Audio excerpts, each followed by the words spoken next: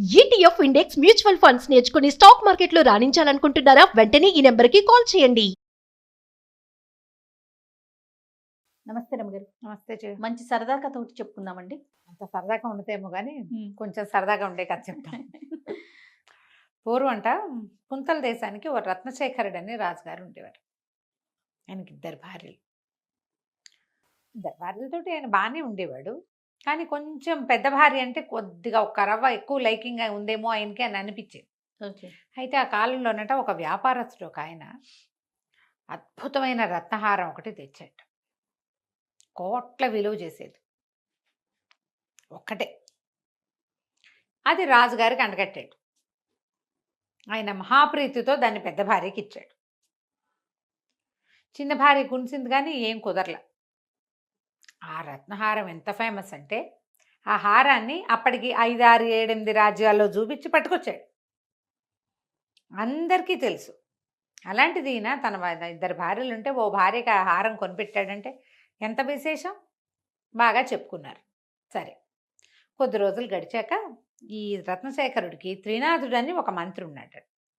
మంత్రి గారికి ఒకే ఒక్క కూతురు, పిల్ల, మూగ పిల్ల, డఫ్ అండ్ డెమ్. పాపం వివాహం కాల. ఆ రోజుల్లో 14కి 16కి పెళ్లి చేసేవాళ్ళు. పిల్లకి 18ో ఏడు వచ్చింది.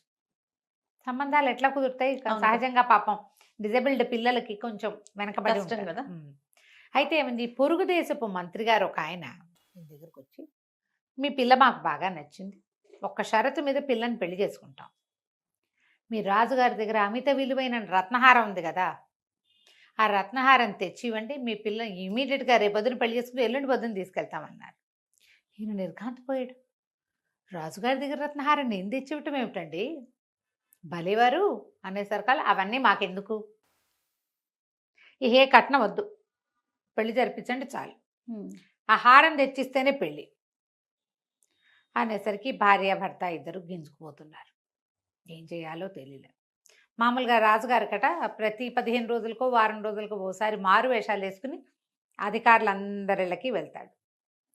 సరిగ్గా వీళ్ళు మాట్లాడుకుంటున్న రోజు రాత్రి రాజుగారు ఒక దొంగ వేషం వేసుకుని మంత్రిగారి వాకిట్లో నుంచున్నాడు. వాకిట్లో నుంచి ఏమీ శబ్దం రావట్లేదని ఆయన అటా వచ్చి పడక గదుల కిటికీల దగ్గర నిలబడ్డాడు. మంత్రి గారు భార్య మాట్లాడుకుంటున్నారు. ఇదే ఆయన అట్లా అడుగుతాడు, ఎట్ట తెచ్చిస్తాం, అది తప్పు కాదు, రాజద్రోహం ఒకటి, దొంగతనం రెండోది, ఇంత పుట్ట కాబట్టి దొంగతనం చేయాలా, అంత పని నా వల్ల కాదు అంటే ఆవిడంది, ఏముందండి తెచ్చేయండి ఏదో రకంగా, పెళ్ళయ్యాక రాజుగారి కాళ్ళ మీద పడి చెప్పుకుందాం, పిల్ల పెళ్ళి అవ్వడం ఇంపార్టెంట్, ఇప్పటిదాకా ఎన్ని సంబంధాలు వచ్చాయి, ఎవడైనా ఒకడైనా చేసుకుంటాం, మీ పిల్ల నచ్చింది అని చెప్పారా, అదేమీ జరగలేదు, అయ్యే ఒప్పుకోండి అది అనేసరికల్లా అంత పని చేయటమే అసలు పచ్చి పాపం అని ఈయన గింజుకుంటున్నాడు. ఆయనకి ఏం చేయాలో తెలియటల్ల. ఈ దొంగ వేషంలో బయట నుంచున్న రాజుగారు చటుక్కుని లోపలికి వచ్చి, నేను గజ దొంగని, మీ గొడవంతా విన్నాను, మీరేం కంగారు పడద్దు, రాజుగారి దగ్గర ఉన్న రత్నహారం కొట్టేసి మీకు దగ్గరికి తెచ్చిచ్చే పూచి నాది, మీరు కొట్టేసినట్టు అవ్వదు కదా, మీకు దొరికినట్టు, తప్పేం లేదు, చక్కగా పెళ్లి చేసేసుకుందరు కానీ మీ పిల్లకి మీలాంటి అద్భుతమైన వ్యక్తికి సహాయం చేయటమే నా జీవితాశయం అన్నాడు. ఈయన వద్దు వద్దు కాదు కాదన్న భార్య అయ్యండి కొంచెం ఎంకరేజ్ చేసి, మనం ఏం చేయట్లేదు కదా, పిల్ల పెళ్ళయ్యాక ఏదో సందర్భంలో చెప్పుకుని కాళ్ళ మీద పడదాంలేండి అనేసరికి ఒప్పుకున్నాడు. సరే తెచ్చిపెట్టమన్నాడు. అవతల వాళ్ళకు కూడా హారం తెచ్చిస్తామని కబురు చేశారు. మర్నాడు రాజుగారు ఏం చేశాడు, ఒక స్వర్ణకారుణ్ణి పిలిచి, బంగారం పనివాడిని రాజమందిరంలోనే ఒక చిన్న దీని లాంటిది ఉంటే, సెల్లార్ లాంటిది ఉంటే, అది ఎవ్వరికీ తెలియదు, కుటుంబీకులకు మాత్రమే తెలుసు, అక్కడ కూర్చోబెట్టి ఈ రత్నహారం చూపించి, ఇలాంటిదే సేమ్ డిట్టో, అంత ఖరీదైన రాళ్ళు కాదు, అదే రత్నాల్లో ఖరీదైన రత్నాలు వేరే కదా, ఒక నకిలీ హారం చేయమన్నాడు. వాడు ఒక వారం 10 రోజులు కూర్చుని హారం చేశాడు. రాజుగారు మళ్ళీ దొంగ వేషం వేసుకుని ఆ నకిలీ హారాన్ని పట్టుకెళ్ళి మంత్రికి అప్పచెప్పాడు. మా నకిలీ హారం చూపించి ఈయనేమో కుమార్తెకి పెళ్లి ఏర్పాట్లు చేసుకున్నాడు. మంత్రి గారు అమ్మాయి పెళ్ళి అయిపోయింది. నెలలు గడిచినాయి. ఈ కథలో ఒక రోజులో అయిపోదుగా ఇదంతా. అదేలే. అక్కడి నుంచి ఓ రోజు రాజుగారు కులాసాగా కూర్చుని ఉంటే రాణిగారు, పెద్ద రాణిగారు అంది, అదేమిటోనండి, అన్ని కోట్లు పోసి కొన్నారు ఆ రత్నహారం, అందులో ఏమిటో రాళ్ళు డల్గా ఉన్నాయనిపిస్తోందండి అని చెప్పింది. తడిపేవా అన్నాడు ఆయన. ఒక్క మాటో రెండు మాటలో తడిసింది, అంత ఎక్కువ తడిసింది అట్టు అనిపించలేదు, అంత తడపలా, కానీ రంగు మాత్రం డల్గా ఉన్నాయి, మొదట్లో ఉన్నంత మెరుపుగా లేవు అని చెప్పింది. పట్టురా చూద్దాం అన్నాడు ఆయన. పట్టుకొచ్చి చూసేసరికల్లా ఆయనకి తెలిసింది ఇది ఒరిజినల్ కాదు, తను చేయించిన నకిలీ హారం ఇది. ఈయన ఆశ్చర్యపోయాడు, ఏంటి నేనే పొరపాటున నకిలీ హారం ఉంచుకుని అసలైన హారం వాళ్ళ ఇంటికి చేర్చేశానా, ఇప్పుడు అది తెప్పించేయాలి. బాగా ఆలోచించి ఆయన ఏం చేశాడు, మర్నాడు తను ఒక దొంగ వేషం వేసుకుని, ఓ దొంగ వేషం, ఒక 10 మంది బట్టలకు దొంగ వేషాలు వేయించి ఆ పొరుగు దేశపు మంత్రి గారింటి మీద పడ్డారు.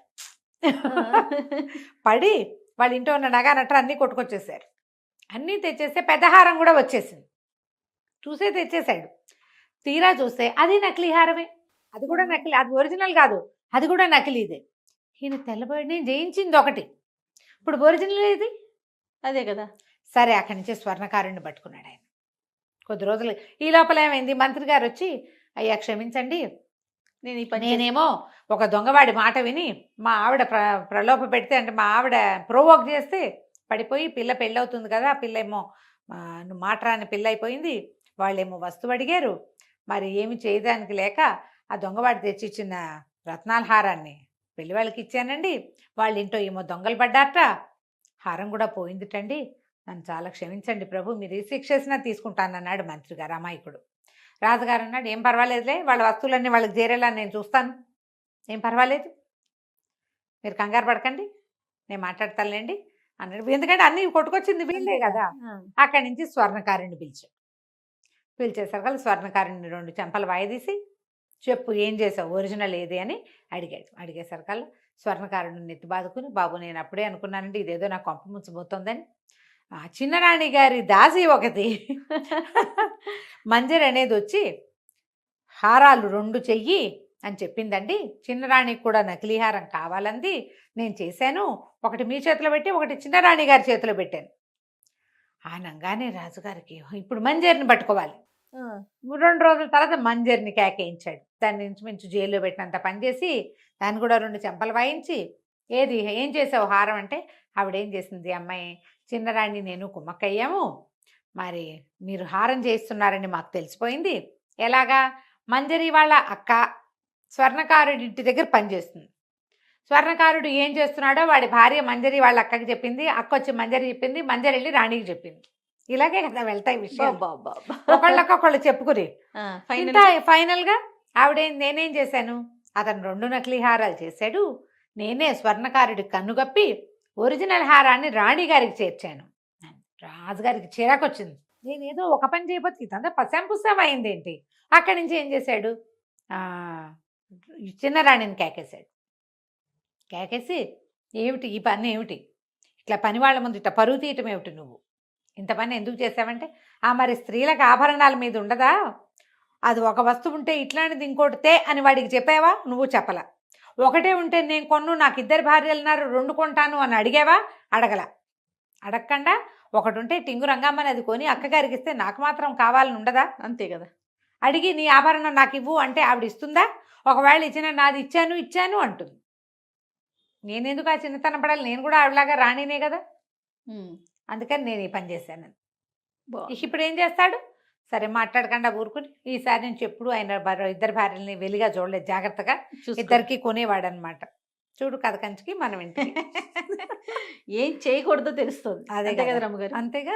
పోన్లే రమ్మగారు, 2 భార్యలు రోజులు పోయినాయి. పోన్లే అమ్మా, అది ఒక సంతోషంగా. రోజులు పోయినాయి ఏంటావా జయ, అంటే అఫీషియల్ గా కదా రమ్మగారు, అది రాజులు 2, 3, 4 కదా, ఇప్పుడు ఆ రోజు లేదుగా. అన్అఫీషియల్ గా అయినా 2 భార్యలు 3 భార్యలు 4 భార్యల కాలం పోలేదమ్మా, పోలేదు రమ్మగారు, పోలేదు, అది పోదు కూడా. అంతే. రైట్ అండి, నమస్తే. నమస్తే.